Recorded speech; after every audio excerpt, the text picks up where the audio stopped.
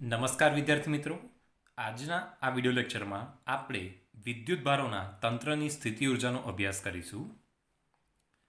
ધારો કે R બરાબર ઇન્ફાઇનાઇટ અંતરે બે વિદ્યુત ભારો Q1 અને Q2 રહેલા છે.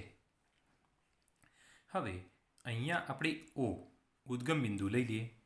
અહીંયા આપણે Q1 વિદ્યુત ભારને એક પાસે લાવવો છે અને Q2 વિદ્યુત ભારને બે પાસે લાવવો છે. ઉદ્ગમ બિંદુ O થી બેનો સ્થાન સદિશ વેક્ટર R2 અને ઉદ્ગમ બિંદુ O થી એકનો સ્થાન સદિશ વેક્ટર R1 છે. હવે અહીંયા બિંદુ એક પાસે કોઈ પણ પ્રકારનું વિદ્યુત ક્ષેત્ર હોતું નથી, એટલે આપણે Q1 વિદ્યુત ભારને અનંત અંતરેથી એક પાસે લાવીએ એ દરમિયાન આપણે કોઈ પણ પ્રકારનું કાર્ય કરવું પડતું નથી, માટે થયેલું કાર્ય 0 થાય છે. Q1 વિદ્યુત ભાર બિંદુ એક પાસે આવી જાય છે. હવે આપણે Q2 વિદ્યુત ભારને બે પાસે લાવીશું, એ દરમિયાન કરવું પડતું કાર્ય જોઈએ. Q1 વિદ્યુત ભારના કારણે બે પાસે ઉત્પન્ન થતું વિદ્યુત સ્થિતિમાન, જેને લખી શકાશે V1 બરાબર K Q1 ભાગ્યા એક અને બે વચ્ચેનું અંતર, જેને આપણે લખીશું R12 K Q1 ભાગ્યા R12. હવે Q2 વિદ્યુત ભારને લાવવા માટે કરવું પડતું કાર્ય W2 is equal to Q2 into V1 બરાબર K Q1 Q2 divide by R12. આ થયેલું કાર્ય એ સ્થિતિ ઉર્જા સ્વરૂપે સંગ્રહ પામે છે. Q1 અને Q2 બંને વિદ્યુત ભારો અનંત અંતરે હતા. એમાં સૌપ્રથમ આપણે Q1 વિદ્યુત ભાર લાવ્યા અને પછી Q2 વીજભાર લાવ્યા. ધારો કે આપણે પહેલાં Q2 વીજભાર લાવીએ અને પછી Q1 વીજભાર લાવીએ, તો આ અંતિમ જે સ્થિતિ ઉર્જા છે એ સ્થિતિ ઉર્જામાં કોઈ પણ પ્રકારનો ફરક પડતો નથી. એટલે કે સ્થિતિ ઉર્જા કેવી રહે છે? સરખી રહે છે. કારણ કે અહીંયા થયેલું કાર્ય એ માર્ગ પર આધારિત નથી.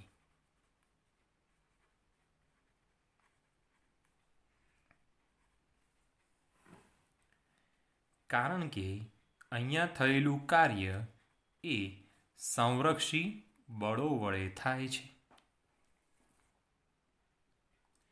આમ Q1 અને Q2 વિદ્યુત ભારોના તંત્રની સ્થિતિ ઉર્જા U એ બંને વિદ્યુત ભારોના ગુણાકારના સમપ્રમાણમાં અને તેમની વચ્ચેના અંતરના વ્યસ્ત પ્રમાણમાં છે.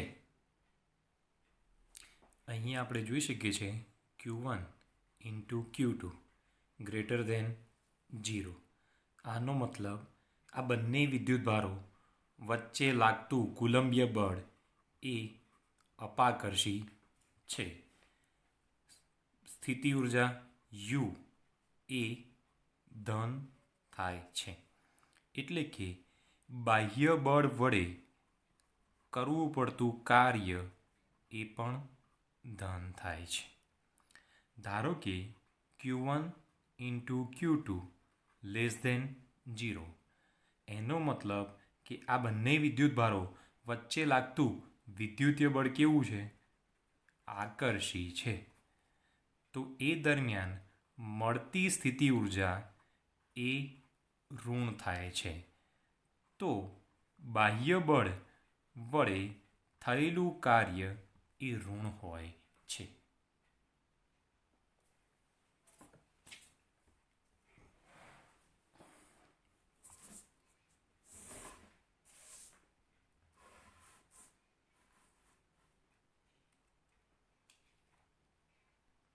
હવે આપણે ચાર વિદ્યુત ભારોના તંત્રની સ્થિતિ ઉર્જા સુધી.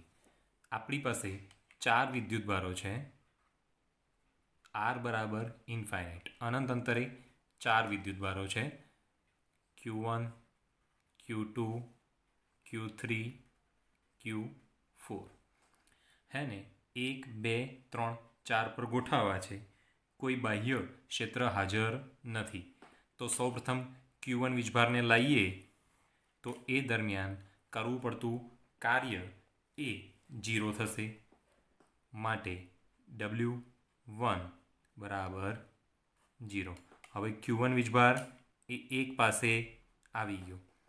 Q1ના કારણે 2 ઉપર, 3 ઉપર અને 4 પાસે આપણને વિદ્યુત સ્થિતિમાન મળે છે. હવે આપણે Q2ને લાવીએ 2 ઉપર, તો એ દરમિયાન કરવું પડતું કાર્ય બરાબર W2 બરાબર Q2 ગુણ્યા કૌંસની અંદર લખાશે Q1ના કારણે 2 પાસે વિદ્યુત સ્થિતિમાન. લખી શકાશે Q2 into K Q1 divide by R12.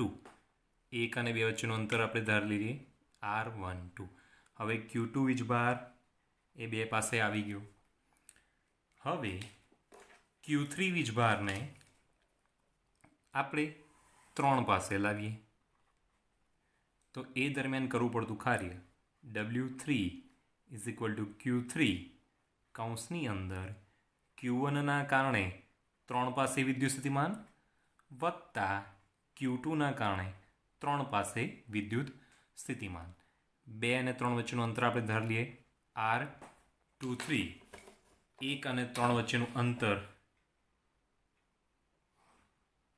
લઈ લઈએ આપણે R13 બરાબર K Q1 Q3 divide by R13 plus K Q2 Q3 divide by R23. જોઈ શકીએ છીએ 1ના કારણે 3 પાસે અને 2ના કારણે 3 પાસે ઉત્પન્ન થતું વિદ્યુત સ્થિતિમાન. હવે 1, 2 અને 3 ઉપર અનુક્રમે Q1, Q2, Q3 વિદ્યુતભાર આવી ગયા. આ ત્રણેય વિદ્યુતભારના કારણે 4 પાસે વિદ્યુત સ્થિતિમાન ઉત્પન્ન થશે અને એ ઉત્પન્ન થતું વિદ્યુત સ્થિતિમાન V4 બરાબર લખી શકાશે કે Q1 ભાગ્યા. હવે 1 અને 4 વચ્ચેનું અંતર આપણે લઈ લઈએ R14. 3 અને 4 વચ્ચેનું અંતર R34. 2 અને 4 વચ્ચેનું અંતર R24. V4 બરાબર K Q1 divide by R14 plus K Q2 divide by R24 plus K Q3 divide by R34. માટે W4 is equal to Q4 into V4 is equal to K Q1 Q4 divided by R14 plus K Q2 Q4 divided by R24 plus K Q3 Q4 divided by R34. હવે આ તંત્ર આખું તંત્ર ગોઠવવા માટે કરવું પડતું કુલ કાર્ય એ તંત્રની આપણને કુલ સ્થિતિ ઉર્જા આપે છે.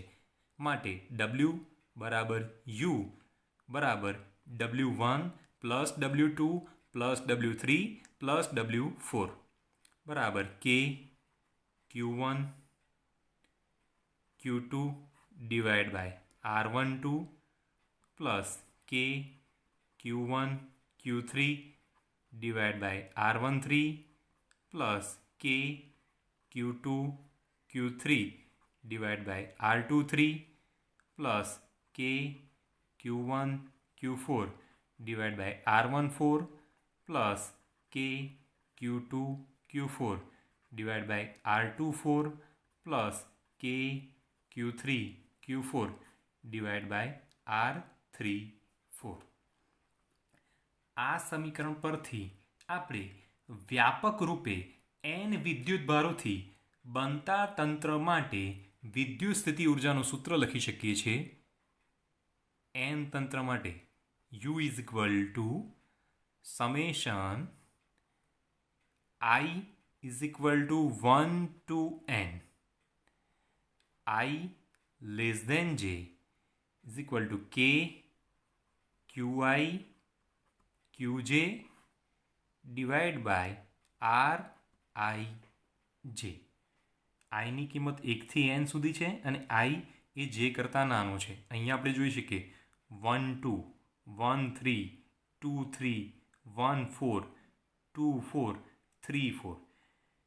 પહેલું અક્ષર છે એને આઈ લઈ લઈએ, બીજાને જે લઈ લઈએ. એવી રીતે છેદમાં પણ જોઈ શકીએ